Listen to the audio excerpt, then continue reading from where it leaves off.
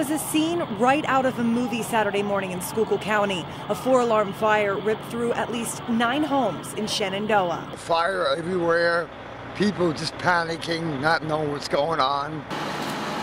Firefighters were called to West Cole Street around 4 a.m. for a report of a fire with 2 entrapments. When they pulled up, several homes were already engulfed in flames, and the fire was quickly spreading. The way the homes are connected, heavy fire to the back, and then it ended up catching the homes on the other block. That's what made it so difficult to extinguish the fire. Sources on the scene say one woman was badly injured after jumping from a 3rd-story window. Fire crews were able to successfully rescue 2 others. We had 2 people trapped up on the 3rd floors of the property. We performed the rescue, getting them down. We had 2 civilians trapped. First responders believe the fire started in Neil's shoe store on West Cole Street. It spread down the block into several homes and turned the corner onto West Jordan. Officials say at least 9 homes are damaged. The utility company had to cut power to the entire grid due to arcing power lines and small explosions. Neighbors came out to see the destruction firsthand and couldn't believe their eyes. I can't believe what I see. I just can't believe it. It looked like an explosion, but it's a shame to see the neighborhood go like it is. Shenandoah was a nice city. We need to get it back to where it was. Reporting in Shenandoah, Shannon Murphy, Eyewitness News.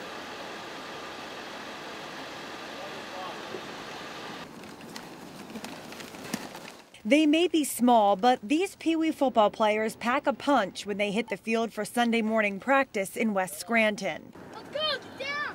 The regular season for the West Side Falcons is long over. They went undefeated in the Northern Area Junior Football League this year, but they have some unfinished business. I've been here a long, long time, 33 years, and I've never seen an organization like this. At the end of their regular season, the boys handed in their uniforms, and the grounds crews even came and cleaned up the field and took down the goalposts thinking their season was over. Then just a week and a half ago, they found out they made the national championships. I was like, oh my God, we didn't never know we had to go to nationals. Ready? 10-year-old Mason Spano, as well as his teammates and the A and B squads, will all head south to Virginia for the Pee Wee Football National Championships in just 2 weeks. There's only one more team in the Pennsylvania, and we're playing them first. If we beat them, we're the best in the state. The 3rd and 4th graders practice 3 to 4 times a week. Their moms say it's a huge commitment, but the boys are loving every second. If your heart and soul isn't into it, you're not going to be here, but these boys love it, and they work together wonderfully. On go, ready? Great! For these kids, this is a once-in-a-lifetime opportunity too good to pass up. It's like going to Williamsport. For these kids, it's like going to Williamsport for baseball, you know? And yeah, everybody's thrilled. The neighborhood is thrilled. They have their game face ready, a community cheering them on, and a motto to win. Play hard. We practice a lot and play hard, and we go out there and win. The boys' first game in the national championships will be on Friday, December 14th. Reporting in Lackawanna County, Shannon Murphy, Eyewitness News. Remnants of Friday night's fire are still scattered underneath the Veterans Memorial Bridge in Stroudsburg. The Stroud Area Regional Police say a small bonfire got out of control at the homeless camp, which temporarily shut down the heavily traveled bridge. This is what happens when we don't have a place for them to be that's safe and secure. The fire is exactly what officials were afraid would happen at the homeless camp. Earlier this month, church groups across Monroe County came together to try to come up with a solution to the growing homeless population. Police want to shut down the homeless camp. They say it's unsanitary and unsafe. There was no one staying underneath the bridge when we arrived on Sunday, but we did see several cop cars pass by patrolling the area. Christopher Williams lived under the bridge for 6 months, but has turned his life around with the help of people from the Stroudsburg Wesleyan Church. It's hard with the frustration, people picking on you and messing with you under there. When he heard about the fire, he was concerned for his friends, but this is just another example of why help for the homeless is needed in Monroe County. I brought that to their attention that we were under the bridge and we got to do something about it. And that's when they started to shelter up, and I actually talked to them about that, trying to get that started up, and they did it. They need a better place. They need better options, and our county doesn't have very many better options at this point, and so that's what we want to change. The church hopes to eventually set up a homeless shelter in their gym, but until that happens, they will continue to open their doors when they are needed. They've slept here numerous times during weather emergencies.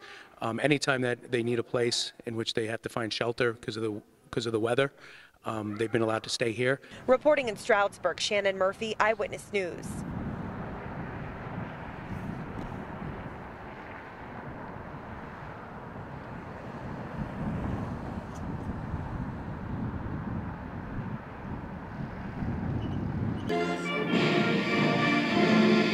Saying goodbye is never easy, even when you're a U.S. soldier. I really don't want to leave, but I have to do what I have to do. Michael McDade is just one of nearly 1,000 soldiers from northeastern and central Pennsylvania who are being deployed to Kuwait this week. McDade was married in August and welcomed his first daughter into the world.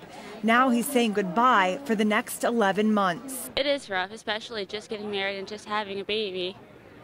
And now watching him leave, it's like... The first month I was changing a lot of the diapers, you know, kind of give her a break since she's going to have the next year doing it. The 963 soldiers from the 55th Brigade will be part of Task Force Steel. We'll be conducting what they call Security Forces mission for Kuwait, and we'll be responsible for 3 bases in Kuwait. This is Lieutenant Colonel Michael Kohler's 3rd deployment, but he says it never gets any easier. The hardest thing is for the families back home. Soldiers are occupied, they're busy, they have missions to do, they have their jobs to do and everything else. The families have nothing to do but wait. The official departure ceremony was held Sunday in Scranton, but the brave men and women will depart in groups throughout the week. Their first stop is Mississippi for training. Then after Thanksgiving, boots will be on the ground in Kuwait for 9 months.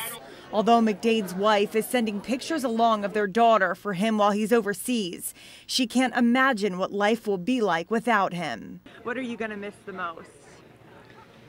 Just having him around and then looking at her, it's just going to be too much. Reporting in Lackawanna County, Shannon Murphy, Eyewitness News.